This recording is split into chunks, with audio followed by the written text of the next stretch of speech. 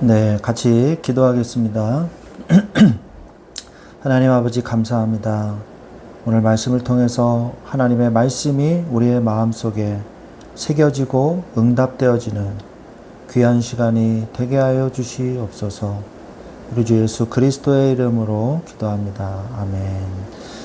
네, 하나님의 말씀은 열왕기상 17장 24절 말씀 되겠습니다. 열왕기상 17장 24절 말씀 한 절만 보도록 하겠습니다. 여인이 엘리야에게 이르되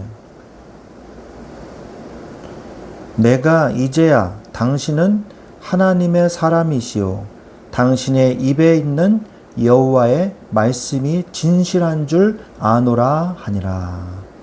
아멘. 네, 오늘 말씀은 열왕기상 17장입니다. 열왕기상 17장에서는 드디어 뒷셉 사람 엘리야가 등장하게 되죠. 엘리야는 북이스라엘에서 태생이 된 그런 하나님의 선지자죠. 그래서 열왕기상과 열왕기하 초반 부분에서 이렇게 활동을 하게 됩니다. 그 뒤를 이어서 이제 엘리사라는 중요한 또 선지자를 세우게 되는 역할을 하게 되죠. 열왕기상 17장의 전체 내용을 좀 보면 딥셉 사람 엘리야가 갑자기 이제 등장하여 아합 왕에게 내 말이 없으면 수년 동안 비도 이슬도 있지 아니하리라고 선포하게 됩니다. 그 기간은 히브리서에 보면 나오죠. 3년 6개월 동안. 이후에 하나님의 명령에 따라 엘리야는 그릿 시냇가에 숨어서 지냅니다.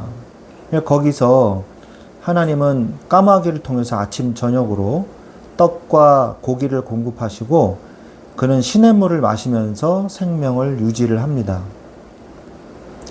그런데 가뭄이 점점 심해지면서 시내가 마르자 하나님은 엘리야를 이방 땅인 시돈에 사르밧으로 보냅니다. 이 사르밧은요, 지중해 쪽에 있는 지금의 이제 이스라엘의 하이파라는 도시가 있습니다. 이렇게 조금 이렇게 튀어나온 곳이 있어요. 그쪽 지역이 이제 시돈이거든요. 그쪽은 이제 마케도니아 쪽 사람들, 시돈 사람들, 그러니까 아람 시돈 사람들, 그쪽 사람들이죠. 그래서 시돈 사람, 이 과부를 만나요. 사르밧 과부를 만나요. 그래서 이 과부를 통해서 하나님께서 이 과부에게 역사하셔서 공궤를 받게 하시는 거죠. 먹이고 입히고 재우고 이런 일들을 과부가 하게 되는 것이죠. 과부가 풍족했냐? 아니죠. 과부는 마지막 남은 한 줌의 이 가루와 조금의 기름으로 아들과 함께 먹고 죽으려던 절망적인 상황이었어요. 근데 엘리야는 하나님의 약속을 전하면서 자신을 먼저 떡을 만들고 자신을 먼저 주면 너희들이 다 먹게 될 것이다. 이렇게 말을 해요. 근데 과부가 그 말씀에 순종해서 약속대로 가뭄이 끝날 때까지 통의 가루와 병의 기름이 마르지 않는 그런 기적이 일어나게 됩니다. 그런데 어느 날 과부의 아들이 병들어서 죽게 돼요. 그러자 과부는 엘리야 때문에 자신에게 재앙이 임했다고 원망하게 됩니다. 엘리야는 그것을 정죄한 것이 아니고 마음을 안타깝게 여기면서 아이를 자신의 침상에 눕히라고 합니다. 그리고 그 아이를 위해서 그 아이의 몸 위에 엎드려서 3번 간절히 부르짖어서 기도해요. 아이의 혼이 돌아가게 해 주옵소서. 하나님께서는 그의 기도를 들으셔서 아이가 살아나게 됩니다. 과부는 당신은 하나님의 사람이시요 당신의 입에 있는 여호와의 말씀이 진실한 줄 아나이다 라고 고백을 해요. 오늘 읽은 본문 말씀이죠. 우리가 오늘 이 말씀을 보면서 사르밧 과부의 믿음을 통해 우리의 믿음은 어떠한가 돌아보는 시간을 갖기를 원합니다. 이 사르밧 과부는요, 사르밧 지역에 있는 과부예요. 아까도 제가 얘기했지만 지중해 바닷가에 위치한 도시입니다. 시돈 사람, 이 페니키아인이죠. 마케도니아가 아니라 페니키아인이죠. 그 극도의 최악의 상황이었어요. 3년 6개월 동안 흉년이 들었기 때문에 이 풀이란 풀은 완전히 말라서 거의 사막화되어 버린 이런 상황이었던 거죠. 그러니까 당연히 곡식이 없죠. 남은 밀가루로 떡을 해서 먹고 아들과 죽기로 작정하는 그런 최악의 상황이었는데, 그런 상황에 엘리야를 만난 겁니다. 죽음의 기로에서.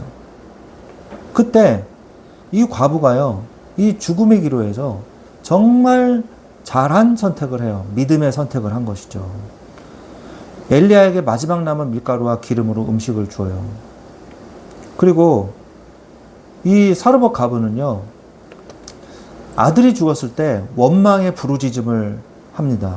부르짖음을 짓습니다. 엘리야 때문에 나에게 재앙이 왔다 얘기했어요. 때로는 시험이 들 때도 하나님은 이 사르밧 과부를 붙잡아 주신 것처럼 우리를 붙잡아 주십니다. 하나님이 우리가 너무 고통에 겨워서 부르짖을 때 하나님은 그 소리를 원망의 소리가 아니라 안타까운 마음의 심령으로 우리의 마음을 보신다는 것이죠. 사르밧 과부는 처음에 행동한 이 엘리야를 먹이는 데, 공개하는 데에 믿음의 선택을 함으로 인해서 하나님은 이 사르밧 과부를 끝까지 보호하신 거예요. 기적을 체험한 거죠. 하나님은 하나님의 말씀을 대언하는 종을 세상 권력으로부터 친히 보호하시고 책임지십니다.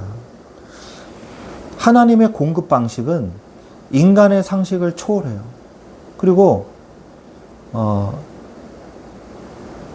까마귀를 통해서도 나를 먹이시는 도구로 사용하신다는 거죠. 그래서 하나님은 언제 어디서 역사하실지 모르는 거예요. 참된 순종은요, 이유를 묻지 않고 즉시 하나님의 명령을 따르는 것입니다. 그래서 하나님의 구원과 돌보심은 이스라엘이라는 혈통적 경계를 넘어서 사르밧 과부를 통해서도 하나님이 역사하시는 것을 볼 수가 있어요. 처음에는 까마귀, 그 다음에는 이방 여인, 그죠? 그것도 과부의 집에 들어가는.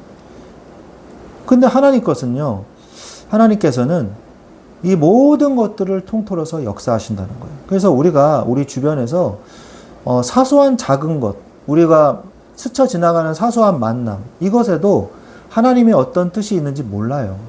그래서 항상 만남을 소중하게 여기시고 사건 속에 하나님의 계획이 무엇인가 세심하게 성령의 인도를 받으려는 자세가 우리에게는 필요한 것입니다.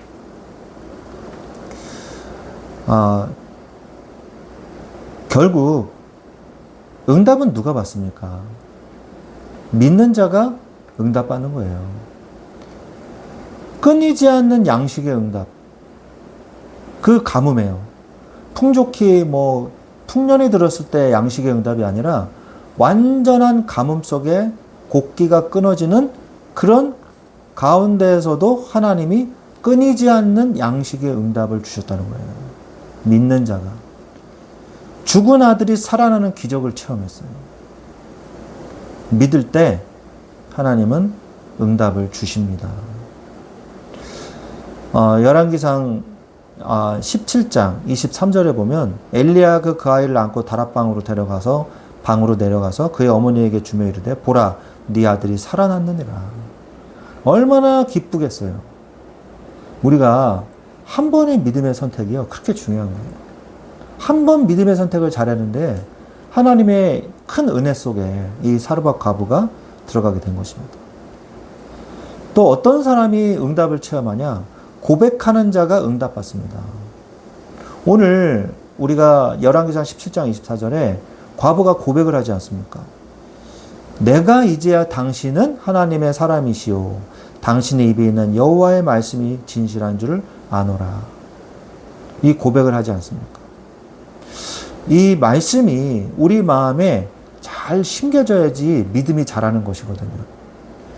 돌짝밭에 이 떨어진 씨앗도 있고, 어떤 씨앗은요, 새가 와서 먹어버리는 경우도 있고, 가시덤불 때문에 조금 자라다가 자라지 못하는 경우도 있고, 여러 가지의 경우가 있습니다.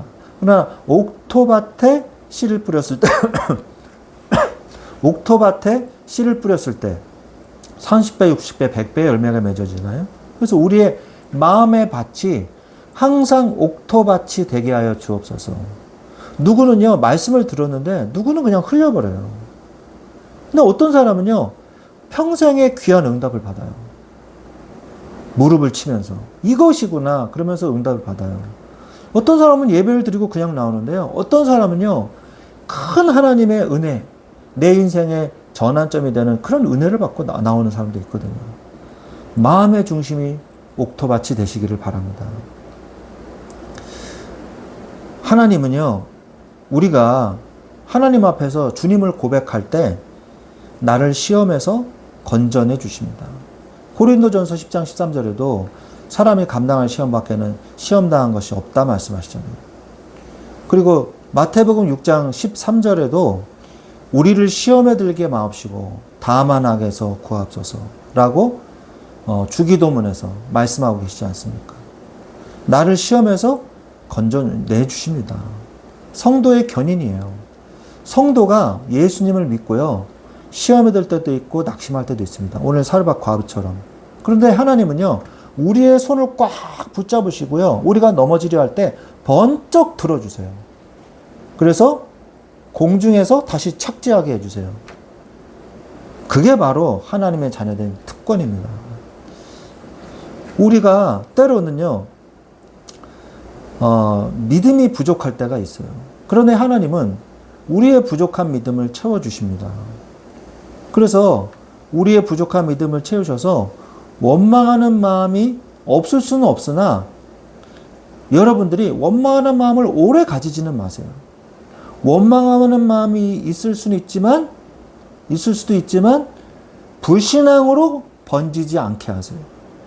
하나님께 대한 부르짖음으로 바꾸세요. 기도로 바꾸세요. 에베소서 4장 26절 27절 말씀해 보면 분을 내어도 죄를 짓지 말며 해가 지도록 분을 품지 말고 마귀에게 틈을 주지 마라 그러거든요. 우리가 원망하고 막 이렇게 억울한 마음이 들면요, 마귀가 그 틈을 타요. 그 틈 타기 전에 하나님의 성도의 견인으로 말미암아 은혜를 주십시오. 세임을 주십시오. 기도하시기 바랍니다. 예수님도 제자들에게 말씀하셨어요. 시험에 들지 않게 깨어 기도하라. 마음에는 원이로되 육신이 약하도다. 우린 육신이 약한 자예요. 연약한 자예요. 하나님의 그래서 도우심이 항상 언제나 필요합니다. 우리의 연약함을 인정하고 믿음으로 고백하면서 하나님 앞에 나아가시기를 바랍니다. 베드로도 마찬가지잖아요. 베드로도 어느 누구보다도 열심히 했던 베드로가 예수님의 예언대로 닭 울기 전에 3번 부인하면서 자신을 얼마나 원망하면서 갔겠습니까? 그래서 모든 것을 포기하고 다시 업으로 돌아간 거 아니에요. 예수님은 그 베드로에게 찾아오셔서 그 자신의 일하는 곳까지 찾아오셔서 요한의 아들 시몬아, 네가 나를 사랑하느냐? 그러면 됐다. 나의 어린 양을 먹여라. 네가 나 사랑하는 마음의 중심, 그게 있다면 됐다. 내가 너의 연약함을 채워주리라. 성령의 충만함을 받았을 때 베드로는 어느 누구보다도 정말 하나님의 이 놀라운 전도와 선교 사역을 너무 잘한 이 예수님의 수제자가 된 것입니다. 우리는 연약합니다. 우리가 하나님 앞에 사르밧 과부처럼 하나님의 처음의 믿음을 회복하시고 하나님의 은혜로 말미암아 셈을 얻어서 연약할지라도 승리하는 이 축복을 누리시기를 우리 주 예수 그리스도의 이름으로 축원드립니다. 아멘.